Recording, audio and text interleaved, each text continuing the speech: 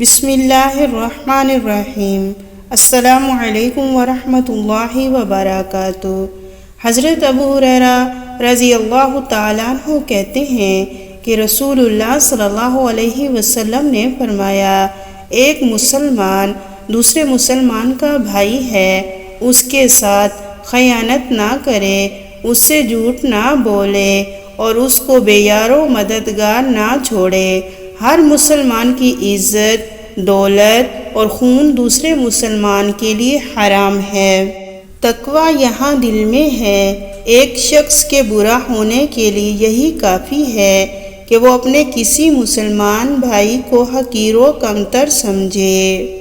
حضرت ابو ہریرہ رضی اللہ تعالیٰ عنہ کہتے ہیں کہ رسول اللہ صلی اللہ علیہ وسلم نے فرمایا، 3 دعائیں مقبول ہوتی ہیں، ان میں کوئی شک نہیں ہے: مظلوم کی دعا، مسافر کی دعا اور بیٹے کے اوپر باپ کی بد دعا۔